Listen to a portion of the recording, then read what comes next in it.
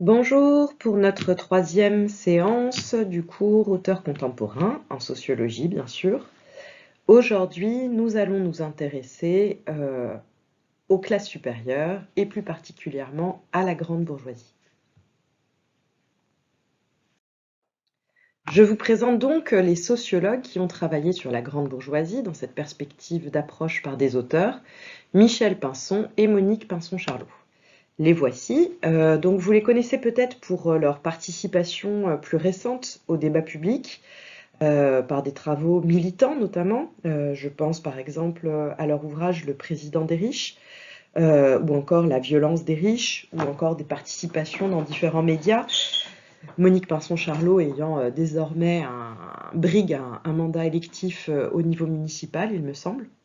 Mais ce ne sont pas à ces interventions ni à ces travaux plus militants, plus récents, qu'ils ont décidé de sortir à partir du moment où ils ont été à la retraite en 2007, mais à leurs recherches précédentes sur la grande bourgeoisie qu'ils ont menées lors de toute leur carrière en tant que chargés et directeurs de recherche au CNRS. Alors, ils sont effectivement chercheurs au CNRS depuis 1970. Ils ont d'abord intégré une équipe, un laboratoire intitulé le Centre de sociologie urbaine, le CSU, qui est dans un laboratoire plus vaste intitulé l'IRESCO, l'Institut de recherche sur la société contemporaine, où ils ont fait toute leur carrière. Alors ce n'est pas pour rien qu'ils sont entrés à l'IRESCO et qu'ils ont travaillé d'abord sur des questions urbaines, car au début, leur première recherche s'intéressait d'abord aux HLM et aux classes populaires et aux petites classes moyennes à travers cet habitat-là. Donc, il faut bien avoir en tête que ce sont d'abord des sociologues de l'urbain qui s'inscrivent dans la lignée des travaux de l'école de Chicago, si vous vous souvenez de vos cours précédents.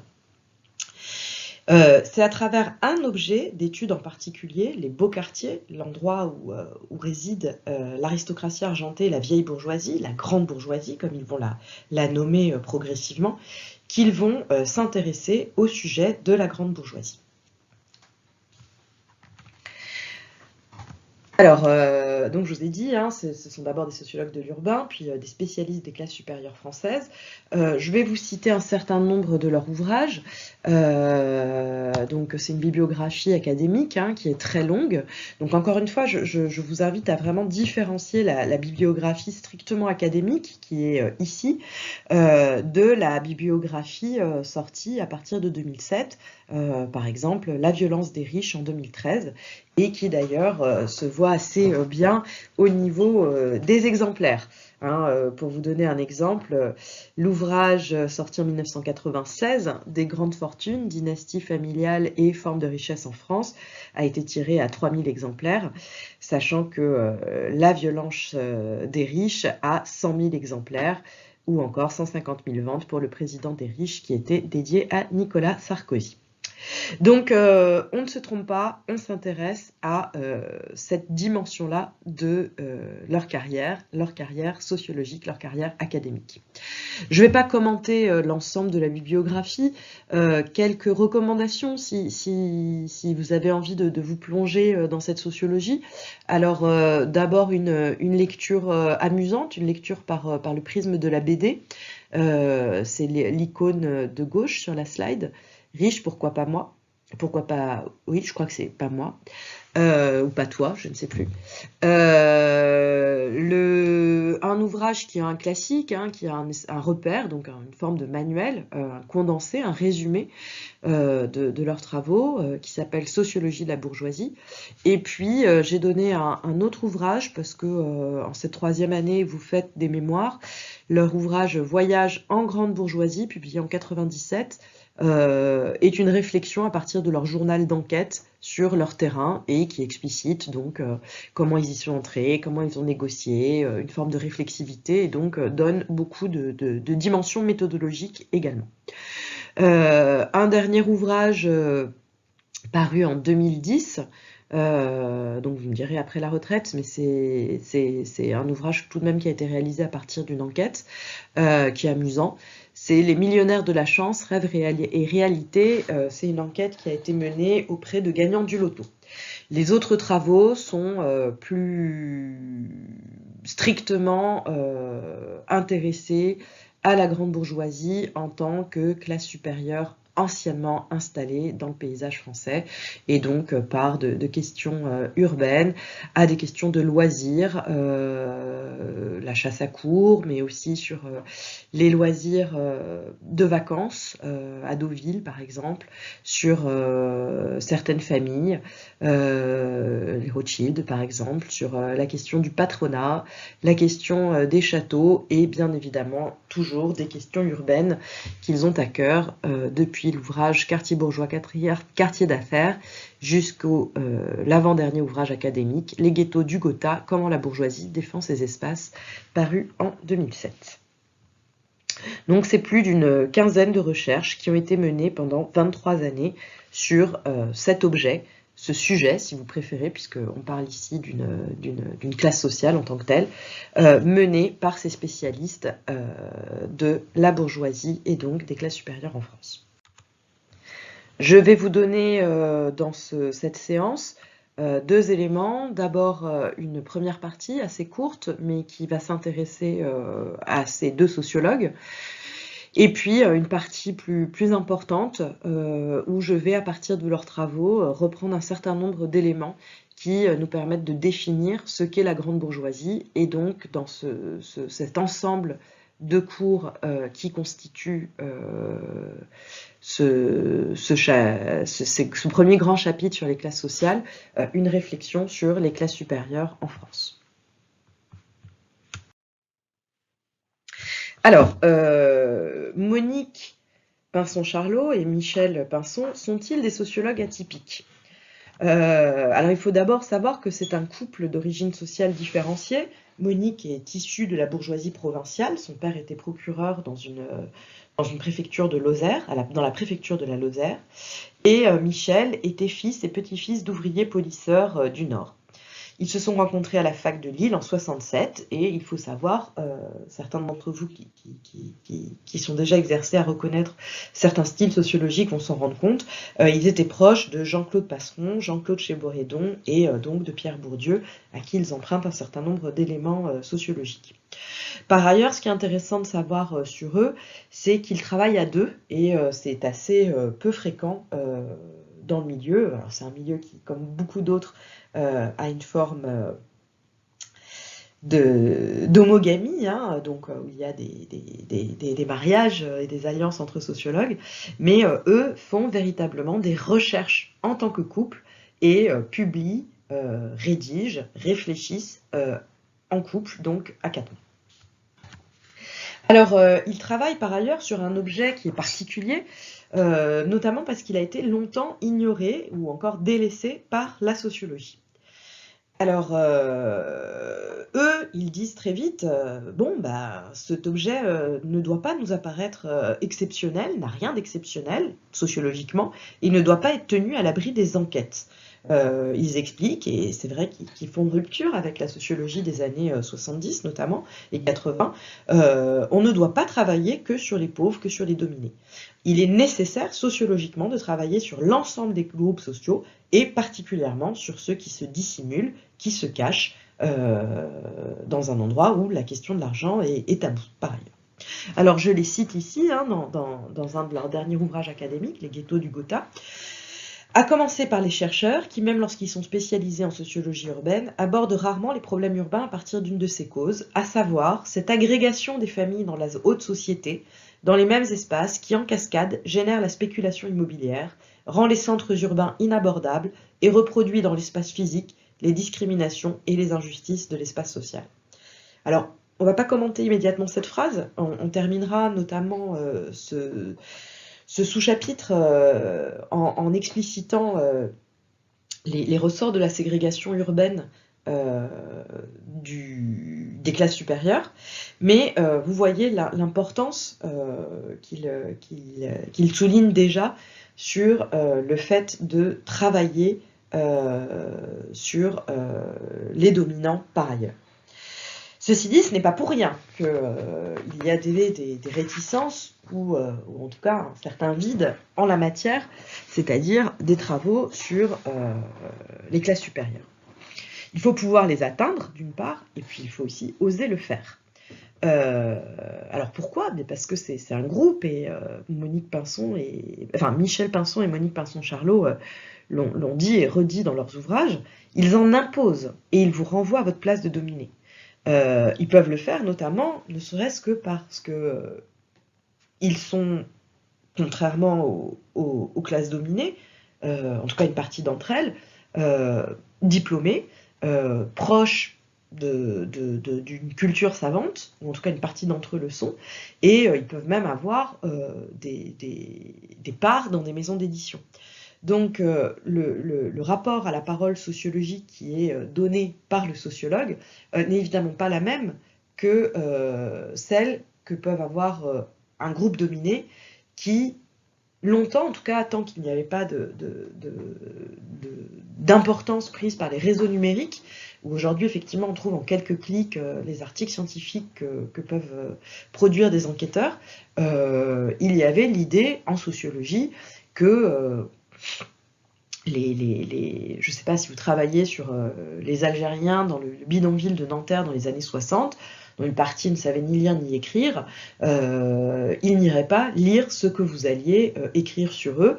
Quand bien même ils savaient lire et écrire pour certains d'entre eux, il ne leur viendrait pas à l'idée d'aller dans une librairie, dans une bibliothèque et de se procurer, de dépenser de l'argent pour un ouvrage par ailleurs, dont il serait par ailleurs relativement lointain en termes de vocabulaire et autres. Ce n'est pas du tout évidemment la même relation avec la grande bourgeoisie, avec les classes supérieures, qui ont évidemment maille à partir avec la culture légitime dominante, celle de la langue universitaire, celle de la recherche également.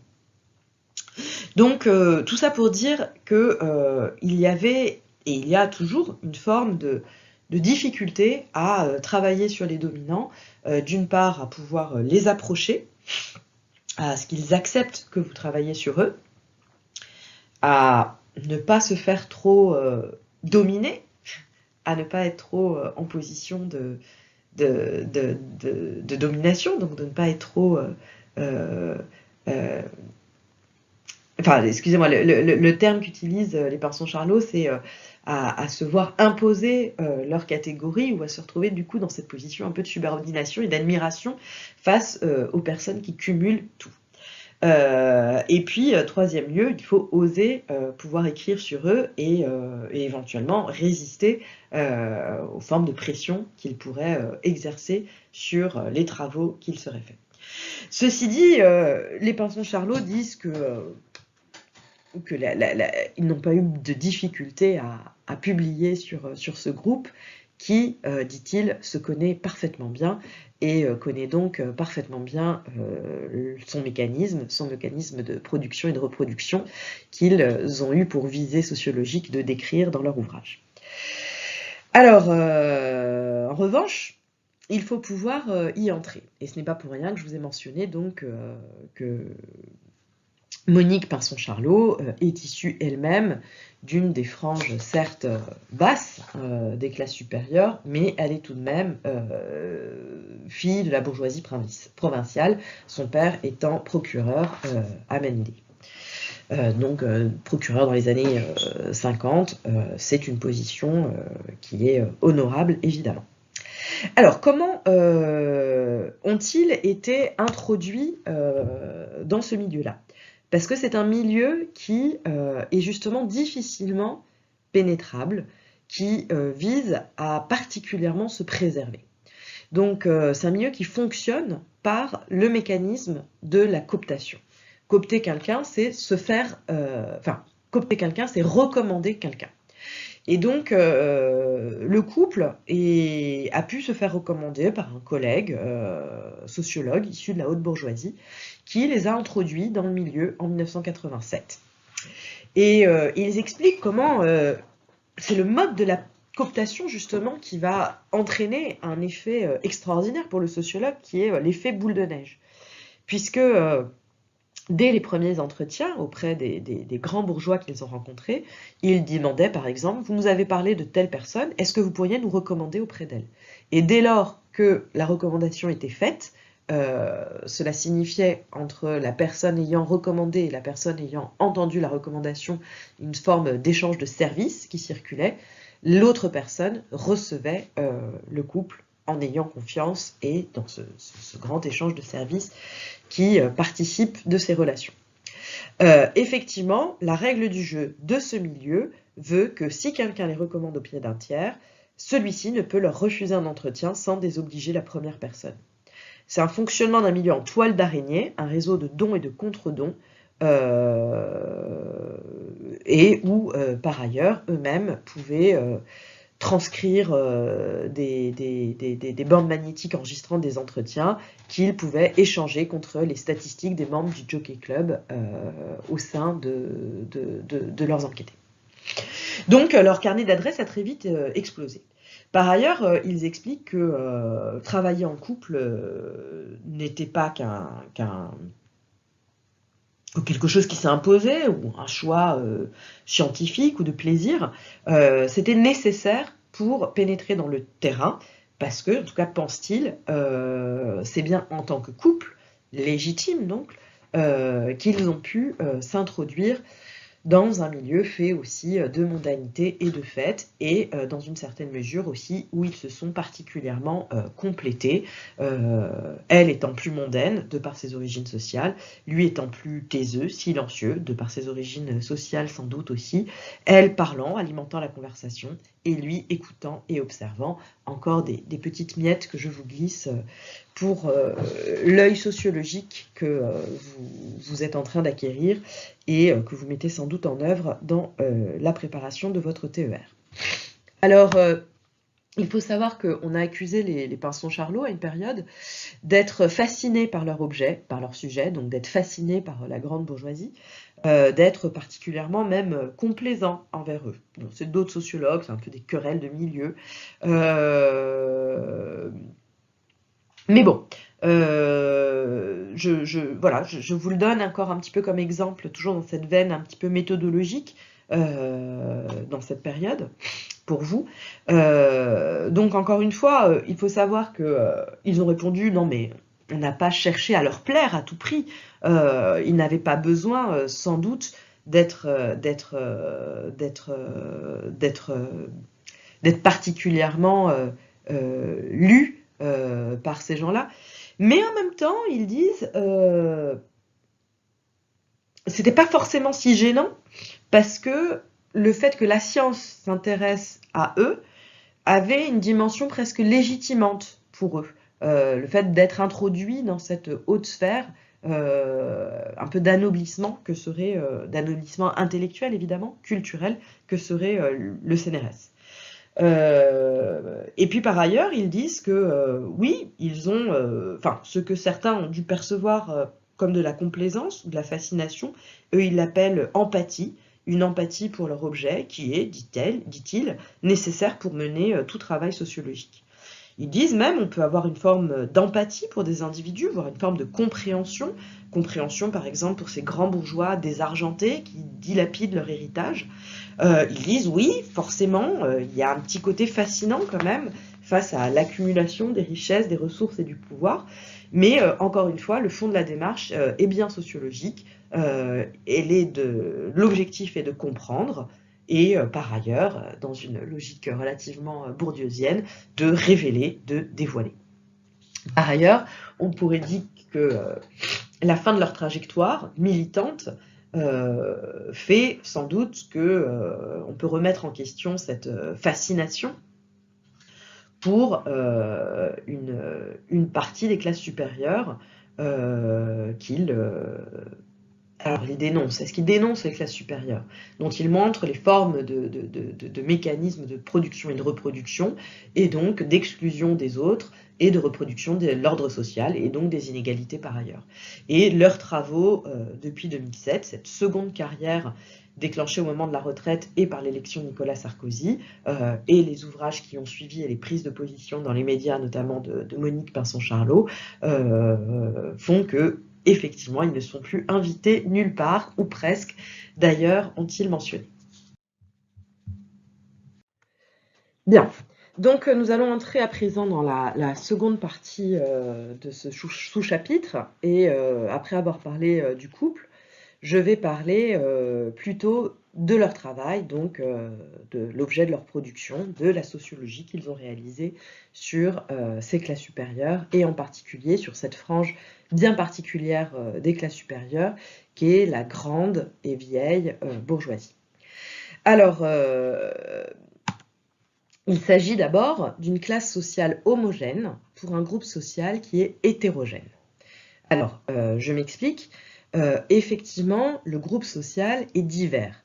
On y trouve des industriels, des hommes d'affaires, des cadres supérieurs, des banquiers de vieilles souches, de vieilles familles, hein, comme par exemple la famille Rothschild, ou des banquiers plus récents, qui voisinent avec des exploitants agricoles qui possèdent évidemment d'immenses propriétés, des hauts fonctionnaires, des énarques, des académiciens, des généraux d'armée.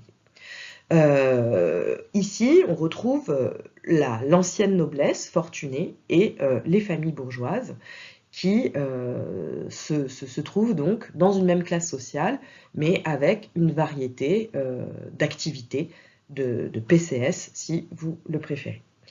Le groupe se définit par ailleurs, donc il y a une diversité des positions occupées dans les classes supérieures, et le groupe se définit par la possession des moyens de production qui s'accompagnent ou non de l'exercice du pouvoir économique.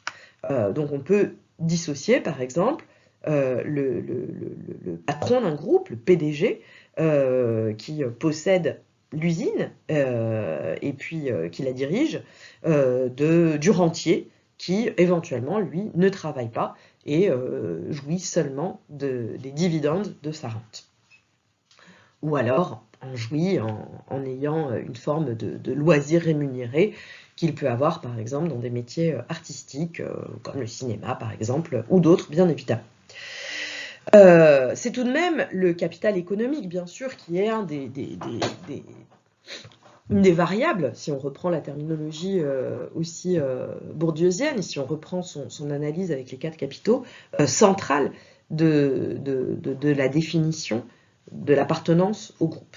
Donc le capital économique, hein, souvenez-vous, ce sont bien sûr les moyens de production, mais c'est aussi des choses qui s'héritent du patrimoine qui soit immobilier, ou qui soit mobilier, qui soit aussi culturel, ou qu'il soit monétaire, voire des richesses diverses avec des portefeuilles d'actions, des collections de pierres précieuses, etc. etc.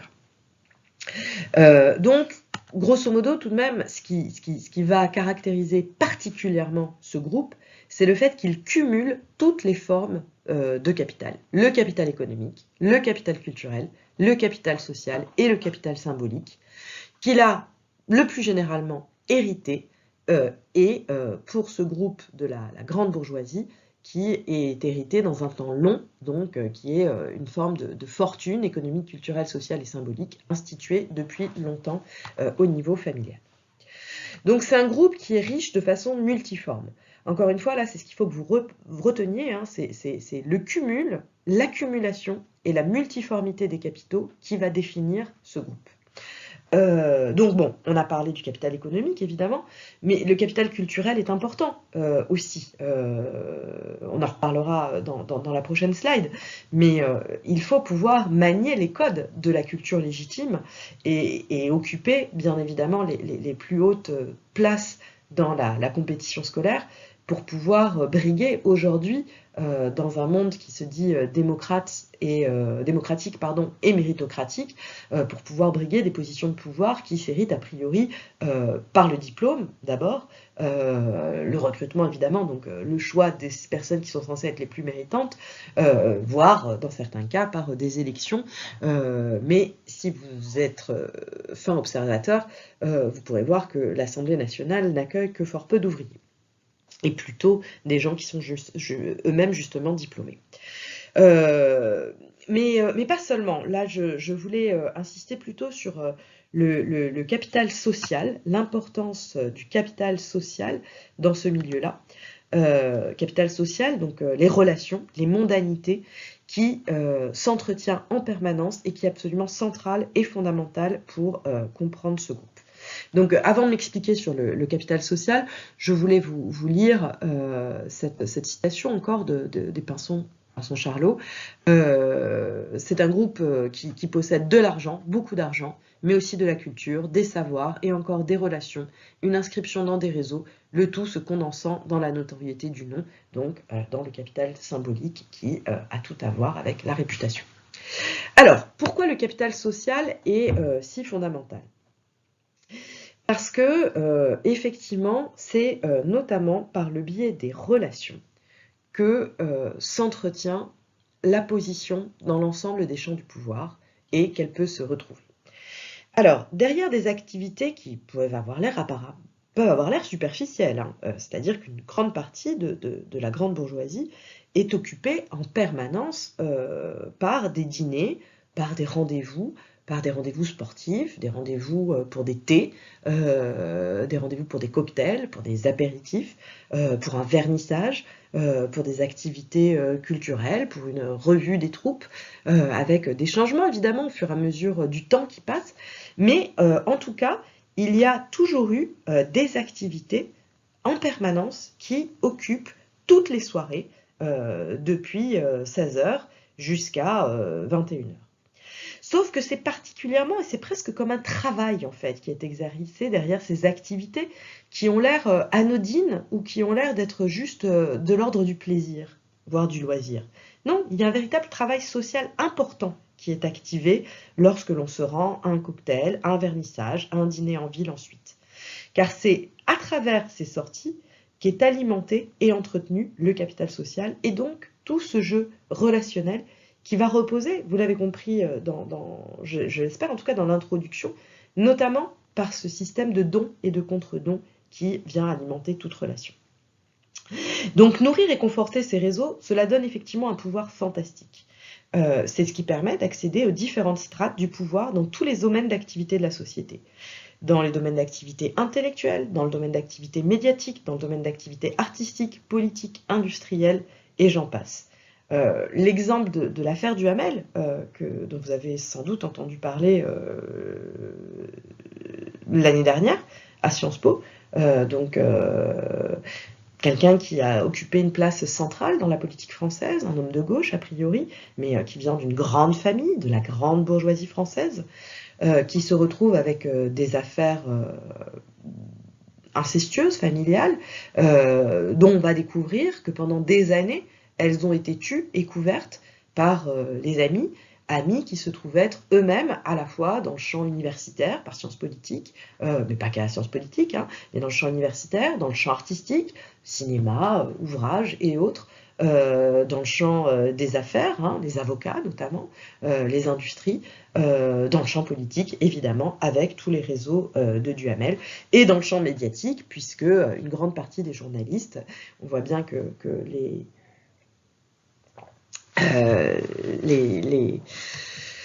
sa fille qui a finalement dénoncé le scandale, elle n'est pas issue, ce n'est pas son père biologique, Duhamel, son père biologique est lui-même à la fois un ancien ministre de François Mitterrand et un journaliste connu en France. Bref.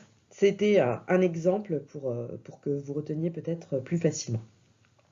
En tout cas, il faut savoir que dans ces cercles étroits, donc ces cercles qui peuvent être ou qui peuvent avoir l'air relativement informels, hein, mais qui sont codifiés, on n'y entre pas par hasard, on est invité ou on n'est pas invité, et puis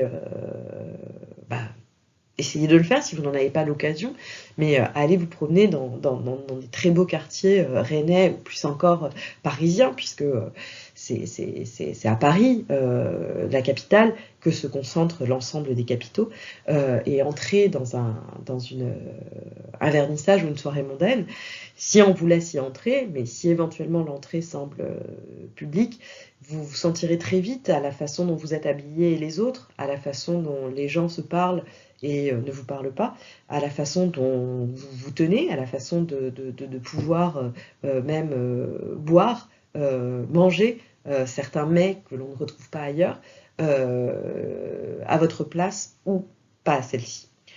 Mais voilà, sachez que dans les cercles encore plus étroits, comme les clubs, et j'ai indiqué ainsi une petite image, une icône en vous parlant du Rotary International Club, ce sont notamment dans des clubs qui sont fermés, et qui ont été pendant très longtemps réservés aux hommes, avec ce système de recommandation, de cooptation qui est mis en place, ou encore avec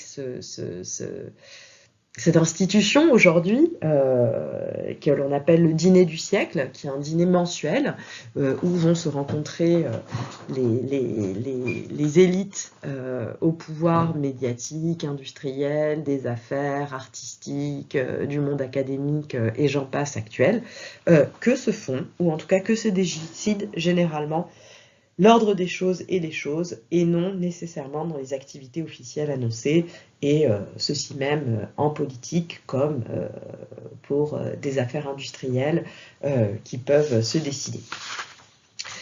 Donc c'est compliqué parce que c'est vraiment des sociabilités qui sont totalement différentes de celles d'une partie du commun des mortels, c'est-à-dire des classes moyennes et des classes populaires qui jouent, elles, avant tout sur des réseaux d'amitié et de solidarité, et bien sûr aussi des réseaux familiaux. Donc ici, on parle vraiment d'un système qui favorise et qui a pour objectif de favoriser ce que l'on appelle l'entre-soi. L'entre-soi, ici, donc, c'est rester entre personnes de la même classe, et surtout ne pas y faire pénétrer d'autres. Donc cet entre-soi, il est maillé par un réseau dense de comités, de conseils, de cercles, de clubs. Donc j'ai évoqué le Rotary Club, mais on pourrait aussi parler de l'Automobile Club de France, de l'Interallié, du Racing Club de France, du Cercle du Bois de Boulogne, ou encore du Jockey Club ou du Polo de Paris. Voilà. Alors, je vais vous parler à présent du Ghetto du Gotha, qui est donc un des ouvrages qu'ont produit les Pinsons et Pinson Charlot. Et avant toute chose, je voudrais juste commenter cette... Bien, je reprends donc sur cette expression, le ghetto du Gotha, qui met en œuvre cet ostracisme social qui, vous allez voir, part de l'entre-soi, mais une forme de protection de l'entre-soi aussi, c'est bien vérifier que les autres en sont exclus. Donc, que signifie cette expression ghetto du Gotha, qui est, souvenez-vous, un des ouvrages finaux des recherches académiques menées par les Pinsons et Pinson Charlot? Alors, le Gotha, d'abord, c'est d'abord un almanach mondain, ce qu'on appelle une forme de bottin mondain. Gotha, c'était une ville d'Allemagne dans laquelle la maison de Saxe avait sa cour. Au milieu du XVIIIe siècle apparaît un almanach, donc une forme de journal, qui contient toute la généalogie de la maison de Saxe et celle des empereurs d'Allemagne. À la fin du XIXe siècle, cet almanach comporte désormais toute l'aristocratie de l'Europe sur environ 1 millier de pages découpées en 3 parties selon l'importance des titres, et devient ainsi le bottin mondain de la noblesse européenne. Et ce qui est important dans ce milieu-là, c'est que il faut en faire partie comme preuve qu'on appartient bien à ce milieu-là. Donc, pour être considéré comme membre de l'élite européenne, il fallait faire partie, pendant le XVIIIe et le XIXe siècle, surtout au XIXe siècle, excusez-moi, il fallait faire partie de cet almanach-là. Aujourd'hui, il faut faire partie du bottin mondain, pourquoi pas, mais c'est surtout du who's who qui compte véritablement pour dire qui sont les personnes qui comptent véritablement dans le milieu, mais aussi faire partie d'un certain nombre de lieux comme ailleurs. Là encore, il faut que vous ayez bien en tête le champ d'analyse bourdieusien. N'oubliez pas que la distinction, elle opère dans l'ensemble de l'espace social, et y compris dans les classes supérieures. Et donc, il y a là encore des fractions de classes, certains évidemment qui sont plus riches, plus puissants, plus reconnus, qui ont davantage de capital social, davantage de capital symbolique, davantage de capital économique, davantage de capital culturel que les autres. Et donc ce rapport à savoir qui en est et qui n'en est pas est absolument fondamental pour comprendre le fonctionnement de cette classe sociale. Alors, donc j'ai commenté l'expression Gotha. Quelle est la signification du terme de ghetto? Alors ici, il faut que vous sachiez quand même que ce terme, il est utilisé dans un sens impropre par rapport à ce que le mot ghetto désigne habituellement. Le mot ghetto désigne habituellement en fait un espace d'exclusion. L'espace, ça a une origine historique. Hein. On parle des ghettos juifs au Moyen-Âge et du ghetto juif à Venise en particulier, qui visait à enfermer et exclure du reste de la ville la population juive vénitienne. Ici, le ghetto du Gotha, donc le ghetto des très riches, le ghetto des gens qui comptent, le ghetto des classes supérieures, c'est un lieu qui, plutôt que d'exclure, agrège ensemble les catégories supérieures. Celles-ci sont donc le fruit d'une ségrégation subie dans l'espace, qui est une agrégation de ses semblables. Alors, ségrégation, cela veut dire diviser, séparer. Hein, donc il y a bien une séparation dans l'espace entre les très beaux quartiers et les autres. Et cette ségrégation, elle n'est pas vécue sous le mode du rejet, comme dans le ghetto juif traditionnel, ou le ghetto social que l'on appelle, lorsqu'on appelle par exemple les cités d'habitat social et populaire, qui est une expression aussi qu'on retrouve en sociologie urbaine, puisqu'il s'agit là de plutôt un lieu choisi, un lieu dans lequel n'importe qui ne peut pas entrer et dont les gens en général ne cherchent pas à sortir, mais plutôt à entrer. Donc il s'agit bien ici d'un ghetto choisi par des familles de la grande bourgeoisie qui vivent dans des espaces urbains qui leur sont pratiquement réservés. Alors effectivement, cette ségrégation dans l'espace est une agrégation des semblables, c'est donc dans l'espace que se reproduit cet entre-soi entre semblables qui a un certain nombre de fonctions, nous le reverrons bientôt. Donc ces espaces, on peut les percevoir dans des quartiers d'habitat, mais aussi dans des quartiers de villégiature, des quartiers de vacances et de tourisme. Seulement, pour pouvoir choisir d'y vivre, pour pouvoir être accepté dans ces quartiers, il faut à la fois en être donc c'est le titre de la slide, en être de ce milieu, et puis avoir des capitaux. Alors lesquels de l'argent évidemment, hein, c'est le foncier, c'est le prix du mètre carré qui va en grande partie déterminer la possibilité d'accéder ou non dans ces endroits, mais pas seulement, puisque parfois on peut essayer de contrôler ainsi certains nouveaux riches qui auraient l'air indésirables, ou certaines familles richissimes qui viendraient peut-être de contrées avec lesquelles il ne fait pas bon avoir maille à partir par les temps qui courent. Et donc, il y a aussi bien évidemment des réseaux familiaux et de la culture et des formes de protection qui peuvent se faire par des jeux de bouche à oreille sur tel ou tel logement qui est en vente, etc., etc. Et par ailleurs, le fait je vous ai dit, il faut pouvoir y accéder, mais quand bien même on le voudrait, quand bien même on aurait du plaisir à se dire j'aimerais moi aussi être très riche, avoir un fabuleux grand appartement avec une immense terrasse, voire une maison en plein Paris. Excusez-moi, je vais prendre les exemples que je connais d'une part, et d'autre part qui est le parangon de la très grande richesse, et les beaux quartiers en France, les très beaux quartiers se situent dans l'ouest parisien, hein, dans ce triangle doré entre le 7e, le 6e, le 8e, une partie de Neuilly et de la banlieue ouest, où effectivement il y a des parcs, il y a des belles avenues. On considère qu'une des plus belles avenues du monde, des Champs-Élysées, se situe dans ces quartiers-là. Et donc quand bien même on voudrait on voudrait y accéder, au-delà d'être découragé bien évidemment par le prix du logement, ne serait-ce que se promener être à l'aise, profiter de ces quartiers, par exemple pour y faire du shopping. C'est des quartiers où on trouve un certain nombre d'enseignes, des enseignes de luxe, un luxe qui est visible, qui est ostentatoire, nous rappelle qu'on n'est pas à notre place. Et là, je voudrais citer un...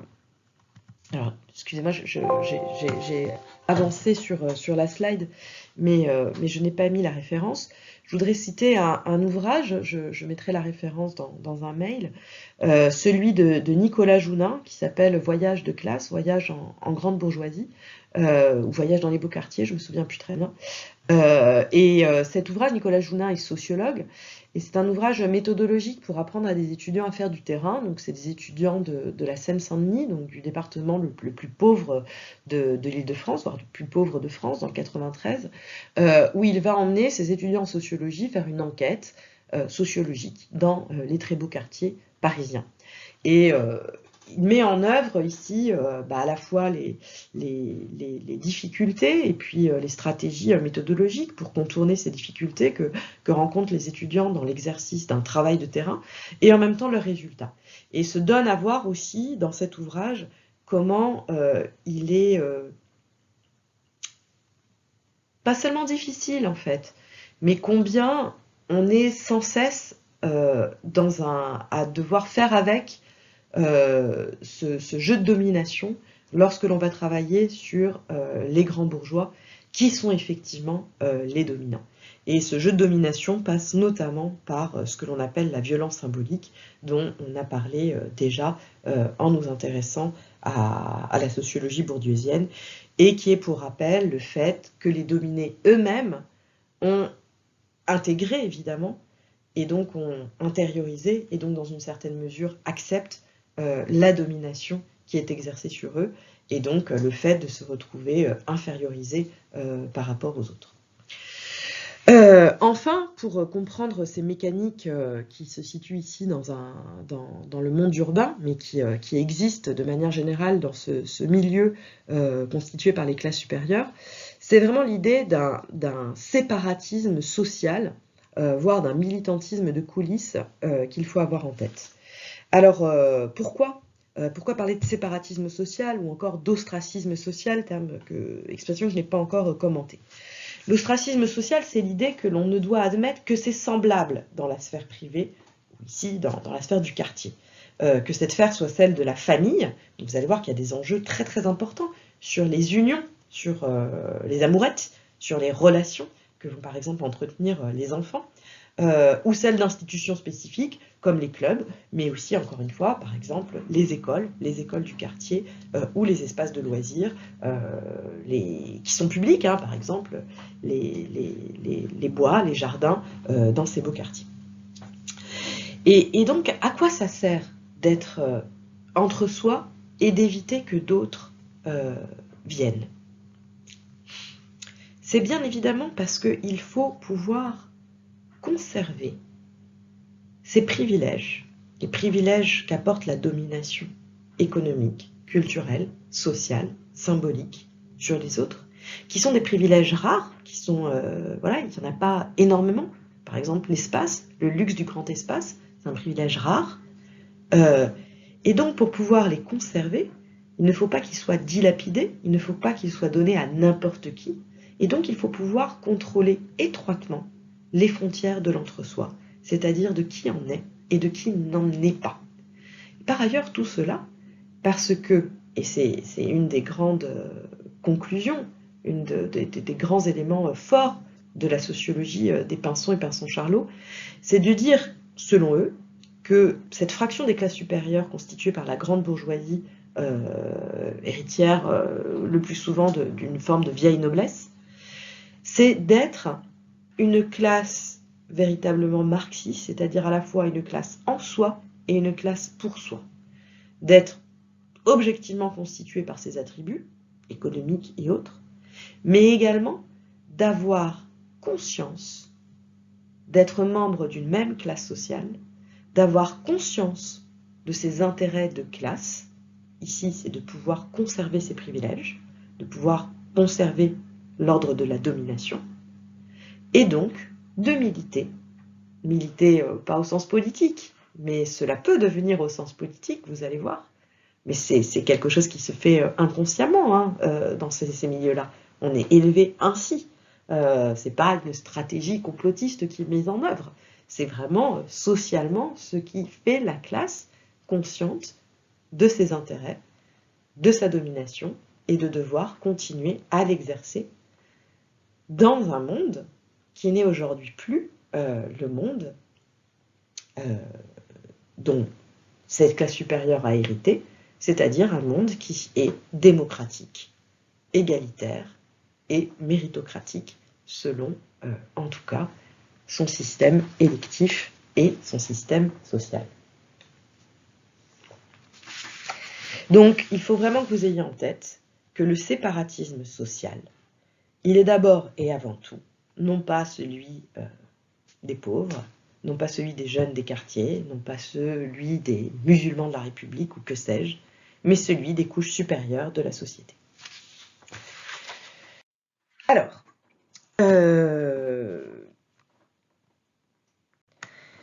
très bien. Donc, on va poursuivre donc sur cette idée de comprendre les mécanismes, les rouages de cette classe particulière qu'est la, ou plutôt les classes supérieures.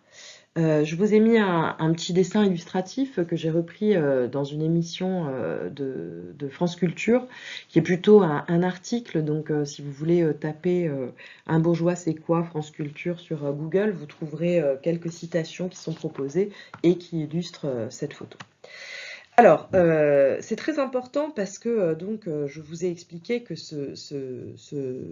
il y avait donc l'idée d'une classe consciente d'elle-même et attentive à défendre solidairement ses conditions de vie, donc ses intérêts, donc avec un militantisme des coulisses, donc qui ne se voit pas, qui est particulièrement efficace parce qu'il est justement discret, parce qu'il est justement caché, et qu'en même temps son emprise s'exerce sur les champs de pouvoir les plus importants, et notamment sur le champ du pouvoir étatique qui est le nôtre et qui régit la vie des concitoyens.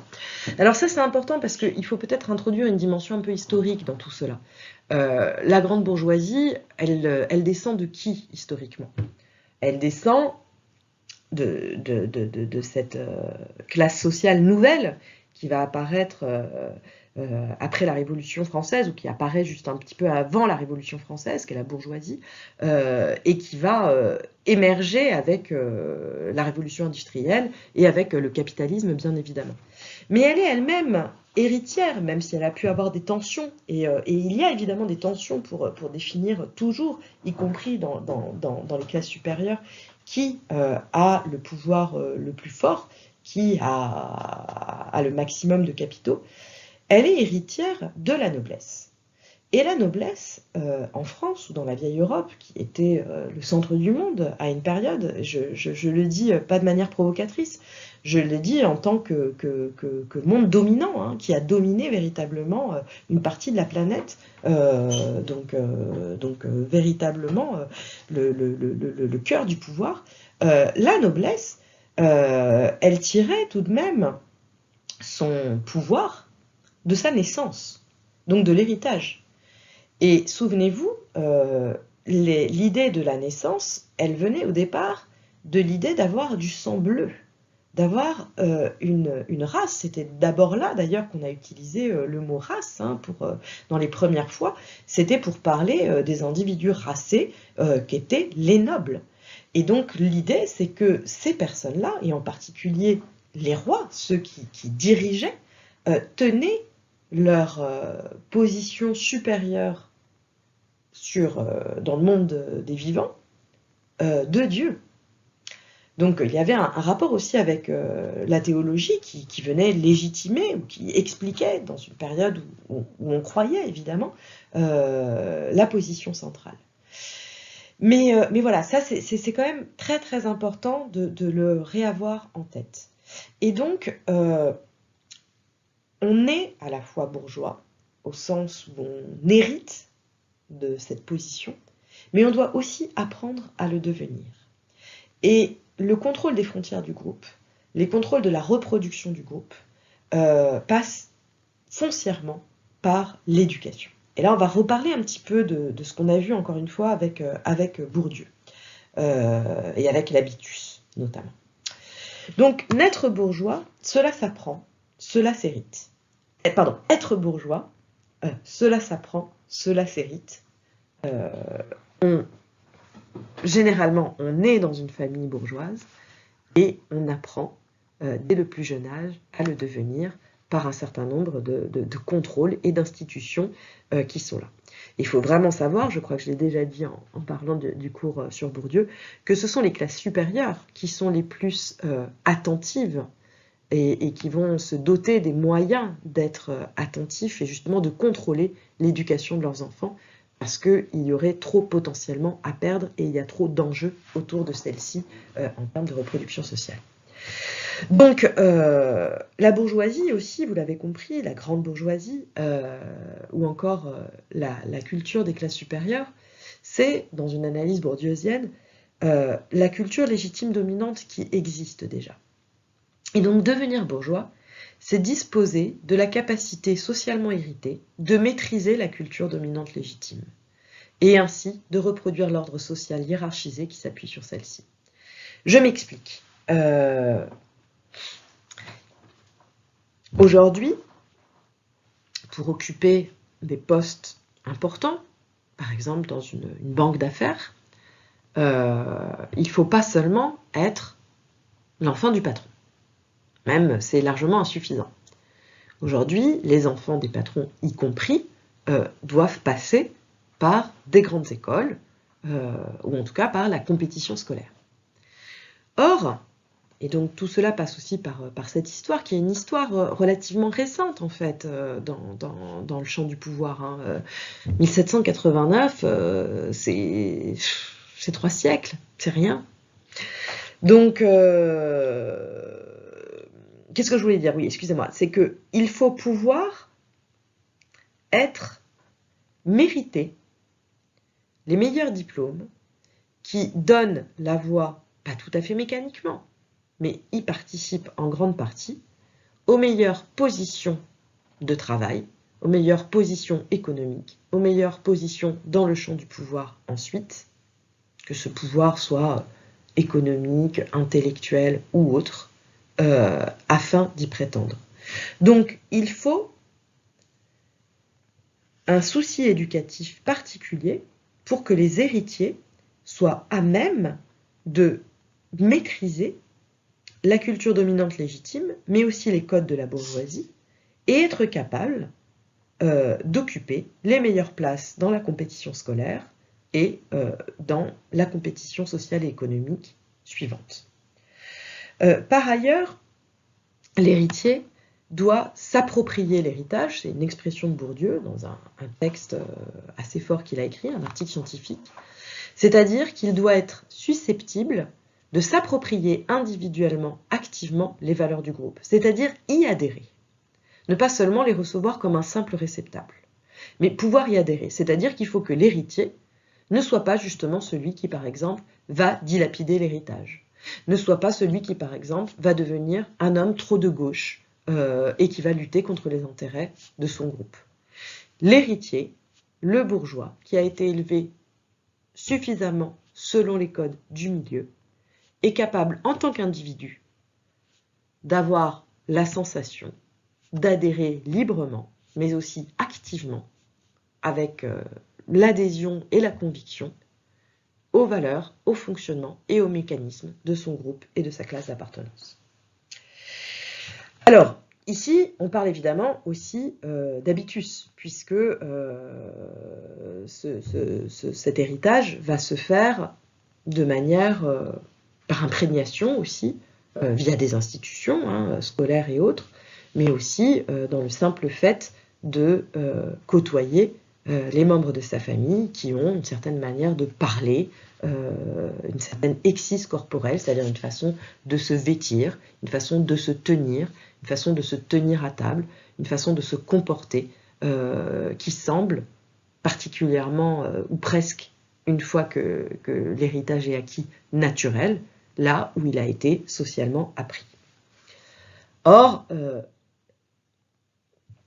apprendre par exemple à avoir ce que l'on considère comme les bonnes manières aujourd'hui, et les très bonnes manières que l'on voit par exemple dans des dîners mondains ou dans des ambassades, qui sont des endroits peut-être où on n'ira pas tous, ni tous les jours, hein, autrement pour demander un visa, mais dans les dîners chics, dans les dîners où les choses se décident, dans les endroits où c'est important, il y a ceux qui ont appris, depuis qu'ils sont petits, à voilà, à faire avec 3 ou 4 couteaux différents, 3 ou 4 fourchettes différentes, et ceux qui n'en ont strictement aucune idée, qui ne savent même pas qu'on est censé mettre la fourchette à gauche ou à droite de l'assiette, et vice-versa. Ça a l'air de rien, mais c'est très important, le fait de bénéficier de ces codes, et de savoir ce qu'ils signifient, et d'en avoir eu un usage depuis tout petit, que l'on a donc appris presque spontanément, sans s'en rendre compte, au fur et à mesure de la prime jeunesse et de la première socialisation, c'est extrêmement différent que lorsque l'on se retrouve, et on en parlera dans le cours que l'on va dédier à cela, dans la situation justement, par exemple, de parvenu, de nouveau riche, ou de transfuge de classe, c'est-à-dire de quelqu'un qui, via la mobilité sociale, par exemple par le jeu des diplômes, va se retrouver dans ces milieux dont il ne maîtrise pas les codes et qui le fait se sentir extrêmement mal à l'aise. Alors, cet exercice corporel, cet habitus particulier, il est aussi lié à une attention extrême portée aux détails, au contrôle de soi, à une forme d'intériorité maîtrisée, une capacité d'adaptation intense à toutes les situations, qui est la marque de la grande bourgeoisie. C'est aussi concrètement se tenir droit, être mince, être discret, donc adopter des vêtements et des couleurs de vêtements plutôt discrètes. La couleur favorite, c'est plutôt le bleu marine et le blanc de la grande bourgeoisie. Et puis, bien sûr, je l'ai déjà dit, travailler et retravailler encore à pouvoir bien maîtriser cette culture dominante légitime, celle qui est apprise et héritée à l'école et qui permet d'occuper les meilleures places dans la compétition scolaire afin d'occuper les meilleures places dans la compétition socio-économique. Aussi, et je l'ai déjà dit là encore, l'éducation des enfants est très surveillée et contrôlée. Mais pas seulement pour tout cela. Il y a aussi un enjeu qui est fondamental. Il faut à tout prix éviter la mésalliance. La mésalliance, c'est quoi? Eh bien, c'est un mariage qui se passerait avec un autre milieu que le sien. Même dans la frange de la bourgeoisie, plutôt que de la grande bourgeoisie. Mais encore pire, imaginez-le chez les prolétaires.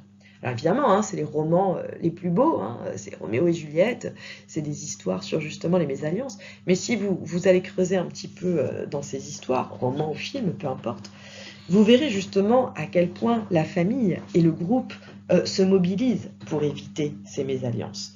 Et ça, c'est une vieille loi sociologique, hein, je vous ai dit, je crois que je me répète là encore, et si ce n'est pas ici, excusez-moi, c'est dans un autre cours, que le mariage, ce n'était pas d'abord l'amour de deux êtres, mais c'est d'abord et avant tout la rencontre de deux familles.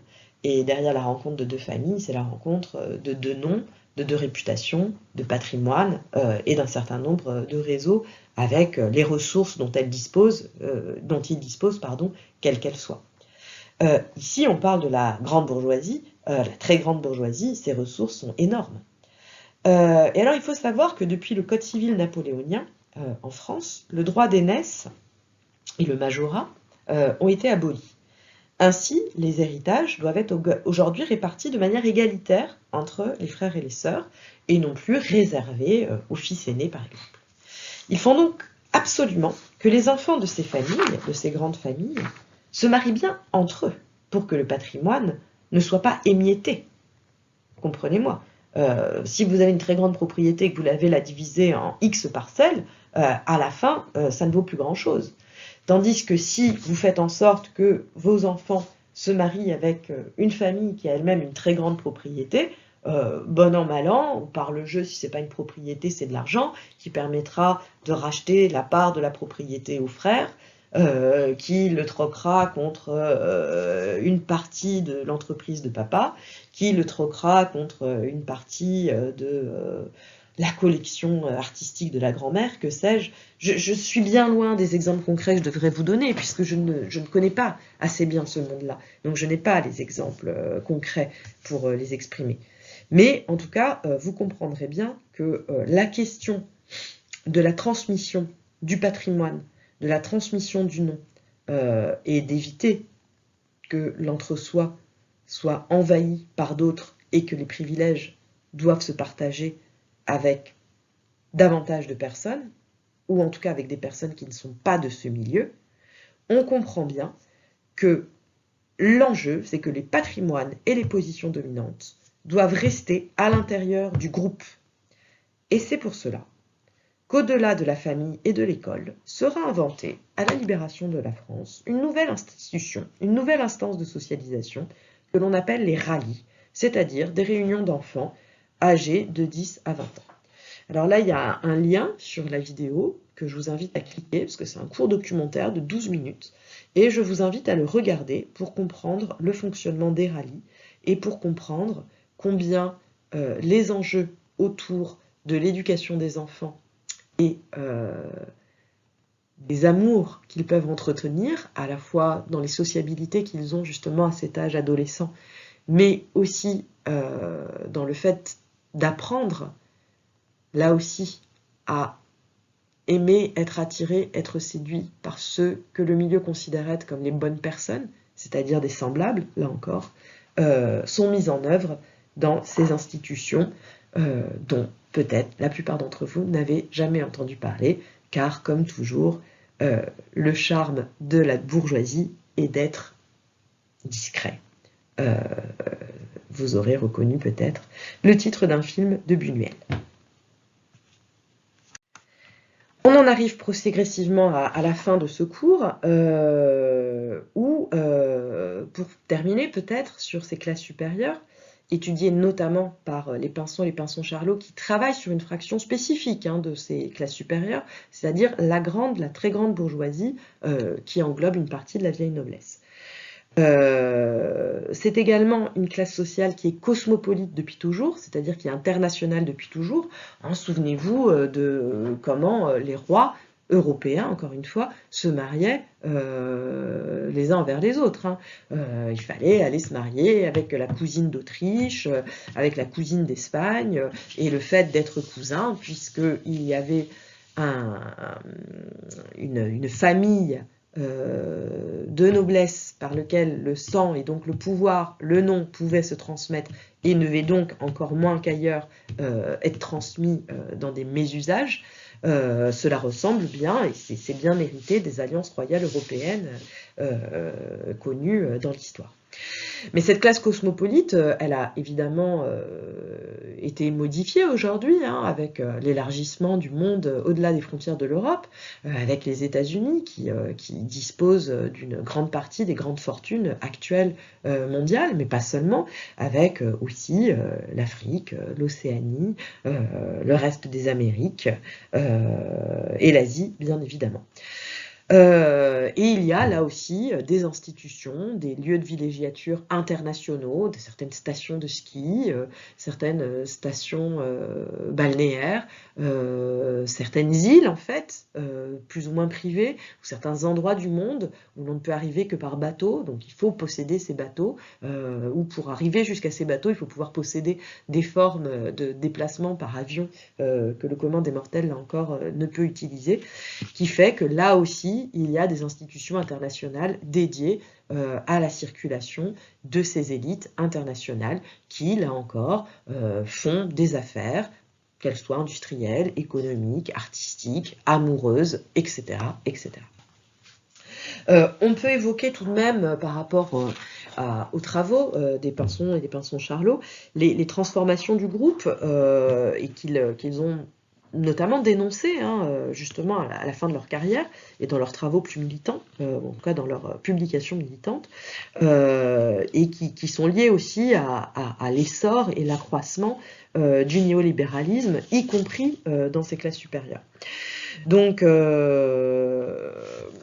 là, évidemment, si vous voulez, les principes qui prévalaient autrefois prévalent toujours, mais avec une place grandissante qui est donnée à l'entreprise, au monde des affaires, aux banquiers et au monde du privé. Et on pourrait le dire d'une certaine façon, l'argent a toujours été important, hein, mais un argent qui, dans certains cas, n'est pas lié à des vieilles familles.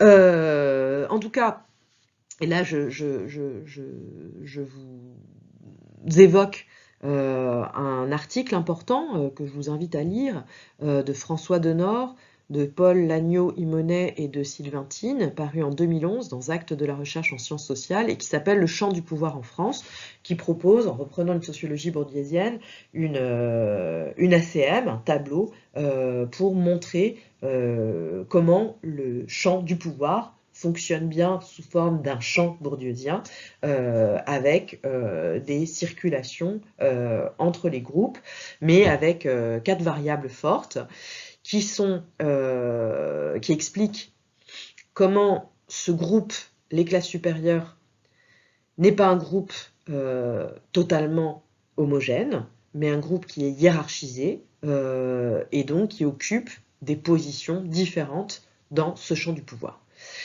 Une des variables importantes, c'est le contrôle des moyens de production, hein, posséder, c'est lié évidemment au pouvoir économique et le fait de posséder une usine, par exemple, ou des parts dans une usine, aujourd'hui des actions à la bourse plutôt que dans une usine, c'est plus aussi lié dans le néolibéralisme affairiste que l'on connaît.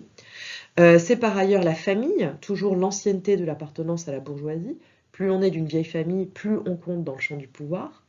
L'appartenance à ce que l'on appelle la noblesse d'État. La noblesse d'État, c'est la haute administration, hein, c'est les énarques notamment, mais c'est par exemple les préfets, c'est toutes ces positions centrales qui sont censées mettre en œuvre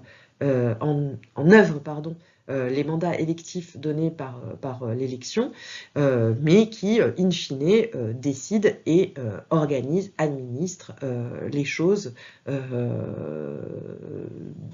par leur champ de compétences qui leur est donné par le fait de sortir de grandes écoles et d'avoir fait leurs preuves, puisque il y a de plus en plus une circulation étroite entre haute administration et monde des affaires, monde industriel, là où autrefois la circulation se faisait plutôt avec le monde militaire par exemple, et un petit peu moins le monde de l'entreprise. Et puis il y a une autre variable qui est importante, c'est le fait d'être dans le champ plutôt du capital économique, plutôt des producteurs, ou dans le champ plutôt culturel, c'est-à-dire plutôt le champ des intellectuels, c'est-à-dire par exemple le monde artistique, le monde médiatique, le monde universitaire, pourquoi pas, mais qui est assez bas dans cet espace du pouvoir. Voilà, ce dont vous pouvez, ce qui est important donc de retenir, c'est peut-être qu'avec ce capitalisme néolibéral, il y a un passage de plus en plus par le monde des affaires, la banque, le conseil, l'entreprise privée et son fonctionnement, hein, qui est lié sur la rentabilité et la productivité à tout prix, mais qui a toujours eu des liens avec le pouvoir administratif, industriel ou encore intellectuel. Encore une fois, là, il faut avoir en tête qu'on est dans une classe, les classes supérieures, qui sont hiérarchisées et structurées par la possession du pouvoir. Alors, j'en arrive à la fin de mon cours et je vous ai mis 2 slides un petit peu concrètes pour donner des éléments d'objectivation hein, de cet univers en France. Donc, à la question, les classes supérieures en France, de qui parle-t-on et de quoi parle-t-on, combien sont-ils? Je vais vous donner une série d'indicateurs de richesse, notamment, pour que l'on puisse savoir de quoi l'on parle.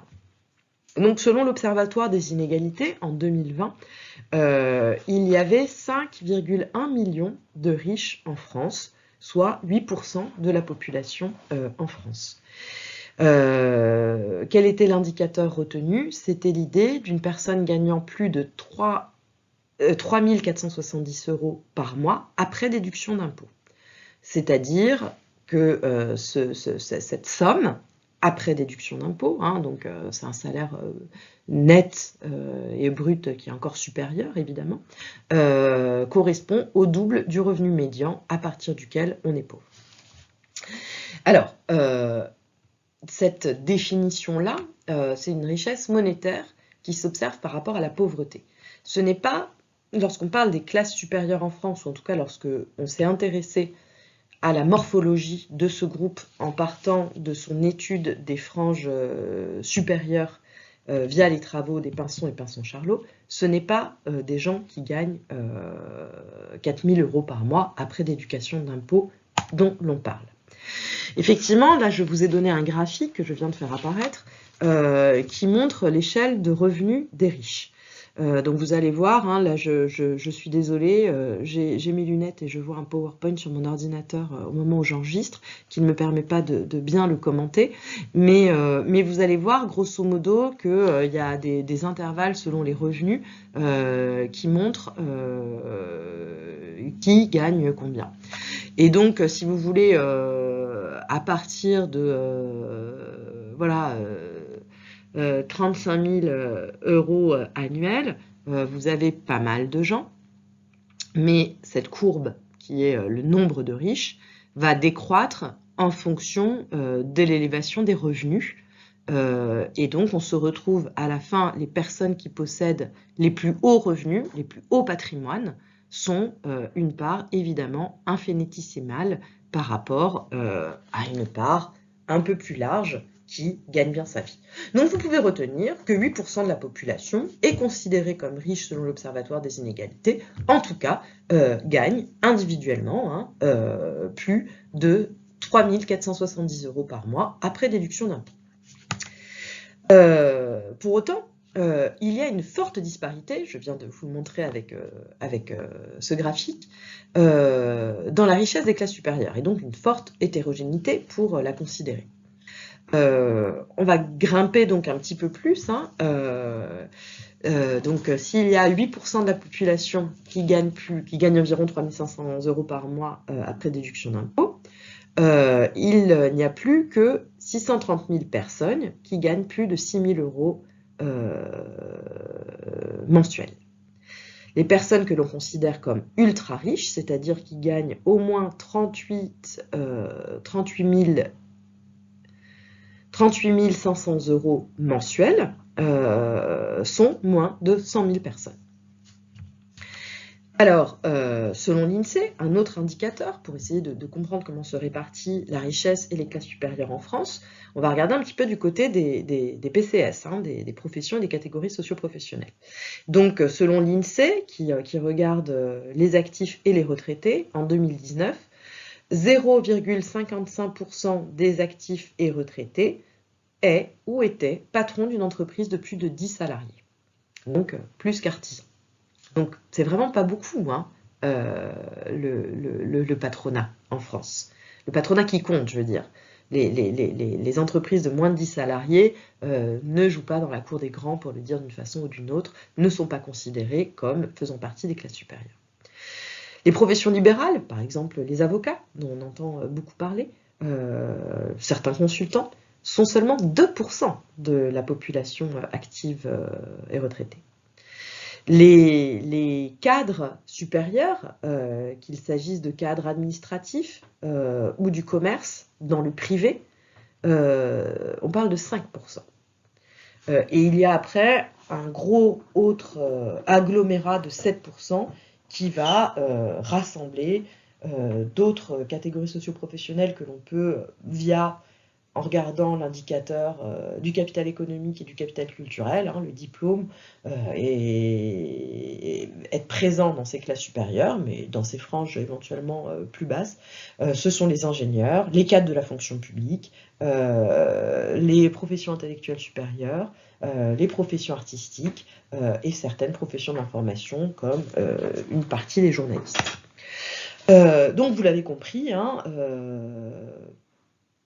même s'il y a pour les Pinson et Pinson-Charlot l'idée d'une classe en soi et pour soi conscience de ses intérêts, il y a une diversité et il y a plusieurs fractions au sein des classes supérieures.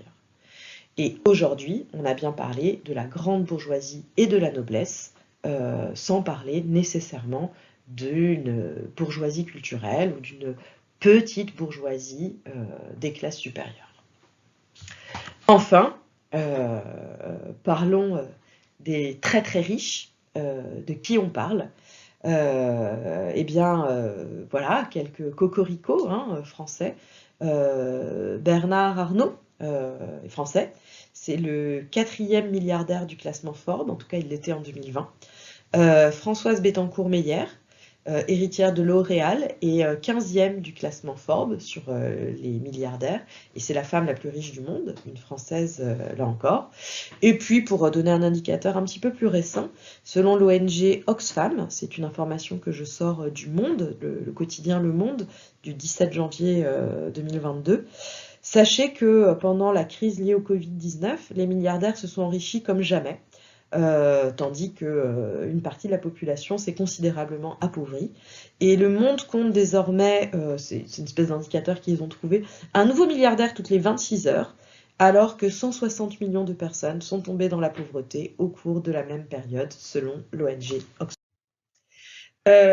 Quelques autres ressources, si vous voulez diversifier vos informations et vos sources sur le sujet, ou si vous voulez creuser un petit peu, ou si plus tard vous avez des travaux qui seront relatifs à cet univers, voir si c'est le cas dans vos TER. Vous pouvez consulter l'ouvrage de Pierre Bourdieu, qui est un classique sur les classes supérieures, La noblesse d'État, grandes écoles et esprit de corps, donc qui va parler de la haute administration. Vous pouvez consulter également sur les questions éducatives, sur les questions urbaines, sur les questions de la grande bourgeoisie et ses organisations familiales et sociales, deux autres sociologues, les travaux de Monique de Saint-Martin et les travaux de l'anthropologue, je crois, Béatrix Levita. Plus récemment, vous pouvez retrouver également sur une bourgeoisie notamment d'affaires de plus en plus cette partie qui réfléchit à la question du pouvoir. Donc un ouvrage de François Denord et Paul Lagneau-Imonet, on en a parlé tout à l'heure, c'est deux des causauteurs de l'article que je vous ai cité tout à l'heure. Donc un ouvrage de 2016, Le concert des puissants. Un ouvrage plus récent qui réfléchit particulièrement à la question des milieux d'affaires et politique à un niveau, à une échelle supranationale, au niveau européen. Un travail sur les courtiers du capitalisme à Bruxelles, un ouvrage d'un sociologue contemporain aussi, Sylvain Laurence, paru en 2015. Et vous pouvez consulter également pour les questions qui touchent à la mondialisation des élites ou à la circulation nationale des élites, aux questions de cosmopolitisme, les travaux de la sociologue Anne-Catherine Vert. Enfin, pour cette séance, je l'ai fabriquée en partie à partir de deux ouvrages de Michel Pinson et Monique Pinson-Charlot, Voyage en grande bourgeoisie et Sociologie de la bourgeoisie.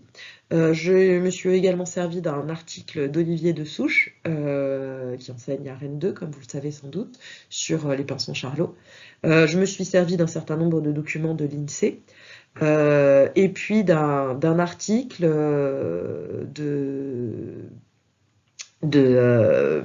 qu'ont écrit Michel Pinson et Monique Pinson-Charlot sur la grande bourgeoisie, paru dans un ouvrage dirigé par Delphine Naudier chez La Découverte en 2011, intitulé « Des sociologues sans qualité, pratiques de recherche et engagement ».